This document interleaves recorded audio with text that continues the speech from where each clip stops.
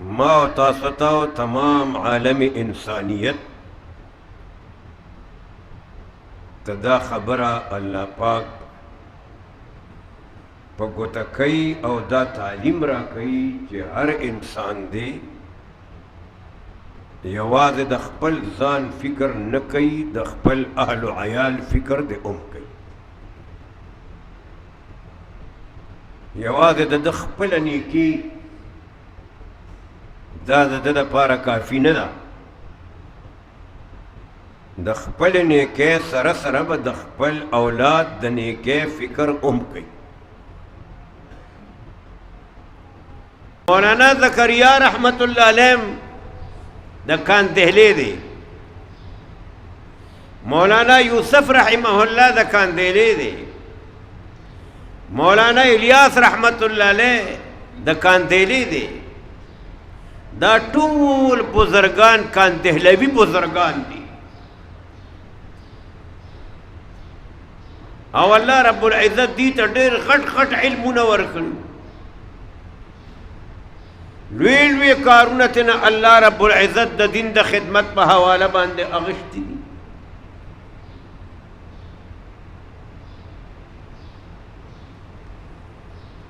او دا بزرگان که مولانا محمد الیاس رحمت الله علیه دی که مولانا حسین احمد مدنی رحمت الله علیه دی که مفتی کفایت الله رحمت الله علیه دی مولانا انور شاه کشمیری رحمت الله علیه دا ټول زموږ د علماء دیوبند بزرگان دي دا شاگردانو د شیخ الهند مولانا محمود الحسن رحمه الله نو ما عرض کو چې د دغه کاندهلي یا بزرگ دی مولانا مظفر حسین کاندهلوی رحمت الله علیه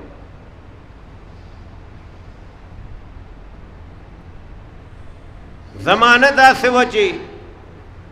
د تګ راتګ وسایل دومره نه وو دا بسونه نه وو دا فلاینګ کوچونه نشته دا موټرې نشته دا سیزونه نه وو زیات نه زیات به چېرته یو خوا بل خوا سفر کېدو په ریل باندې یا چې کوم دی د څاروو د ګاډو په ذریعه باندې نو مولانا مظفر حسین رحمت الله علیه د خپل اهل و عیال سره د خپل کور د زنانو بیبیانو سره د کاندهلي نه ځي گنگوه ته دا گنگوه هم زموږ د بزرګانو مرکز دی او زموږ د ډېرو علماء کرامو د شیوخو استاد دی مولانا رشید احمد گنگوهی رحمت الله تعالی علیه بہرحال مولانا مظفر حسین کاندهلوی رحمت الله علیه روان دی گنگوه ته گاڑی کی دی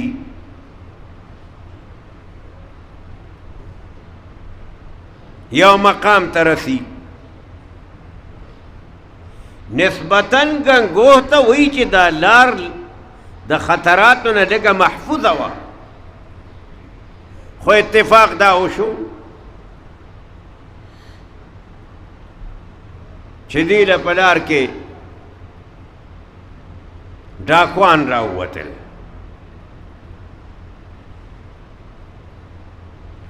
مولانا مظفر حسین کاندهلوی رحمت الله علیه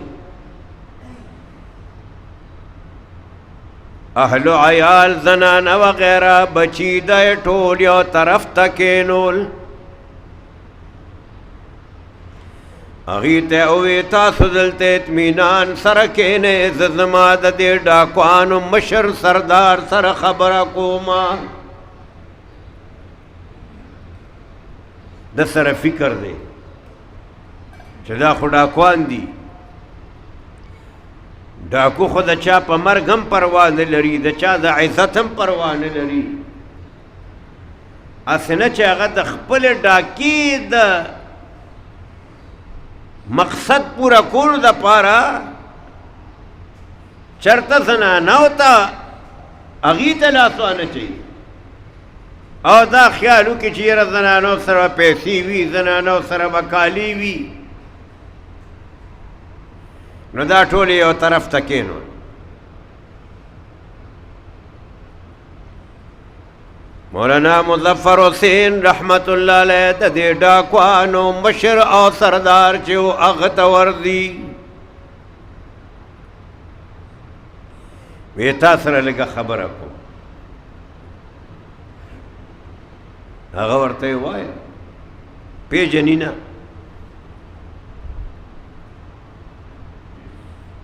وی څه خبره ما سره کوې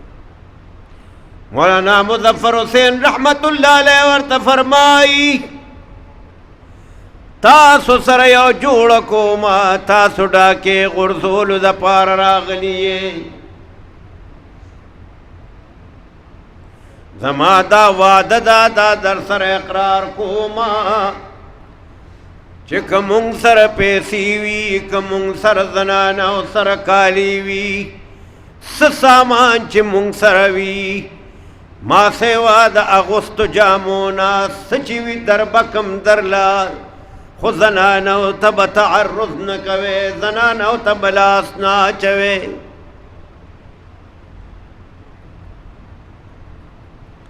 هغه ورته ویې ټیک چې مونږ ته بې تکلیفه بې لاس اچولو بغیر د مزاحمت نه پیسہ ملاویږي سامان ملاویږي بیا زموږ څه کار دی مولانا مظفر حسین رحمت الله علیه ورغي اهل عیال زنانو ټولو ته وایي ما د دې ډاکوانو د سردار سره واده وکړه د خپل عزت د حفاظت دپاره چا سره که پیسې وي که چا سره کالي وي یا بل قیمتي شي وي هغه هر څه ماته حواله کې ما هغې سره واده وکړله چې د به درله هر څه در کومه خو زنانو ته به لاس نه اچوئ هر څه راکړې چې څه وي زنانو سره چې څه دي هغه ورته حواله کړه که پیسې وي که کالي وغیره دی یوړل یو کپړه کې یې راغونډ کړه د ډاکوانو سردار ته یې کېښود او بیا ترې روان شو لږ غوندې چې لاړه د زنانو خپل میز کې څه خبرې کېدې په مزه مزه باندې پټې پټې باندې مولانا مظفر حسین رحمت الله علیه پوښتنه کوي زنانو نه چې څه مسله ده چې تاسو خبرې کوئ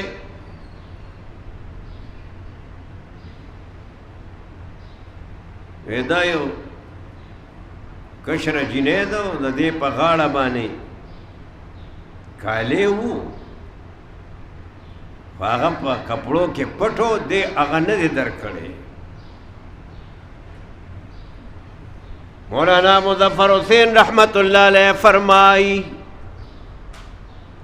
ما خو هغې سره واده کړی وه دا خو زمونږ نه دی دا خو د هغې دی دا هم څه چل کړی دی بچی ته وې دا راکړه هغې ورله ورکړه ور روان شو ډاکوانو طرف ته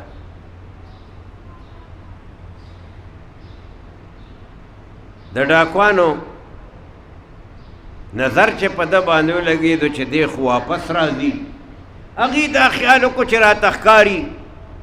دته څو خپل مددګار خپل معاونین څه کسان ورته میلو شوي دي او راځي زمونږ د مقابلې دپاره به راځي نو هغې خپلو وسلو ته لاس کړی دا بزرگ ورته فرمایي زه تاسو سره جنگ کولو دپاره نیم راغلی، یو معذرت دپاره راغلیم، یو معافی دپاره راغلیم، او تاسو ته ستاسو د یو امانت در کولو دپاره راغلیم. یو امانت دی دا یو ماشومه بچی و هغې سره دا شی پاتې شوي او ما تا سره وعده کړې وه چې څه بي هغه به زه تاسو ته راوړم په خپله باندې. تاسو خپله وعده پوره کړه، زموږ نه وعده کې کمزوري شوې ده. د هغه وعدې د کمزورۍ معذرت هم کوم، د هغې معافي هم غواړم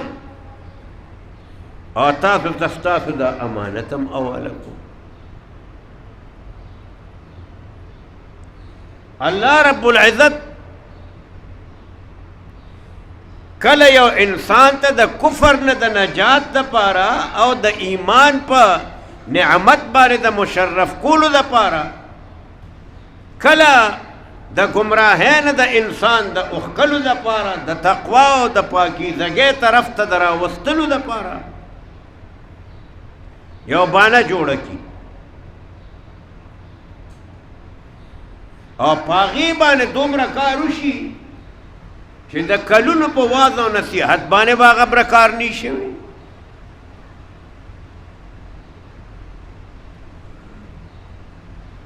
د ډاکوانو سردار چې واورېد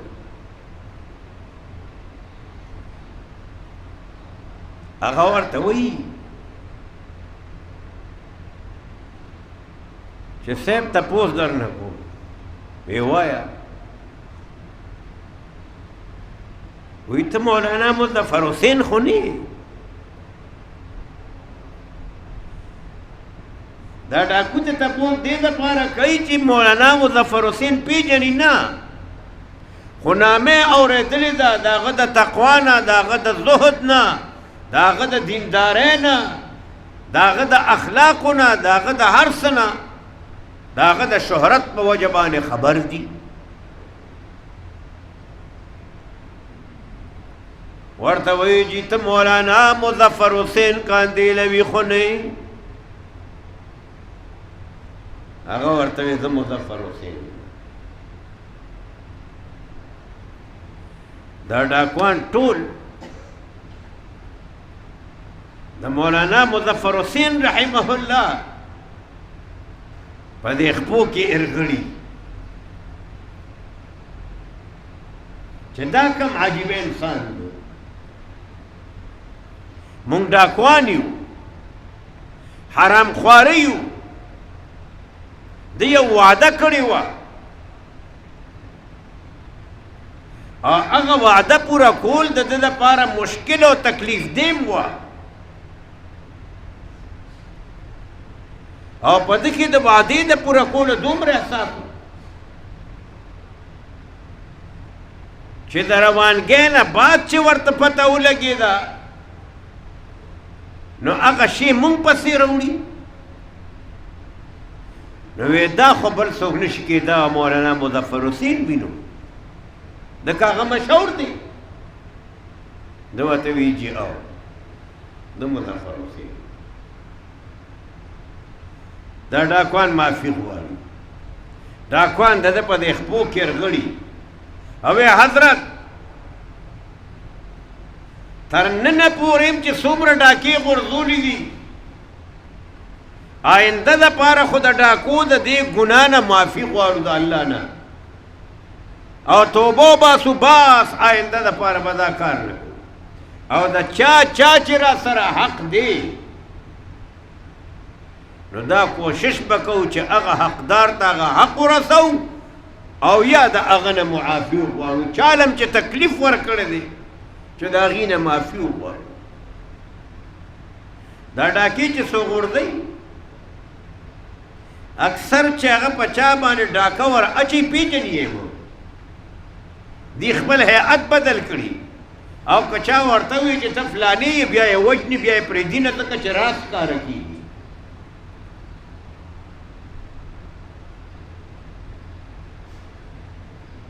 مولانا مظفر حسین رحمت الله علیه ته وی حضرت مونږ ستاسو په لاس باندې بیعت کوو د هغه په لاس باندې یې بیعت وکړو او هغه ډاکوان بجای د ډاکه غورځونکو بجای د ګمراهۍ کوونکو هغه د مولانا مظفر حسین مریدان شو الله رب العزت د هغې نه نیکان خلق جوړ ګوره د مولانا مظفر حسین دغه یو اخلاص چې ما وعده کړې وه د الله د رضا دپاره مې کړې وه د وعدې پوره کول مې د الله د رضا دپاره وکړل الله پاک د هغې د برکته هغه ډاکوان هغه په نیکانو کې بدل کړل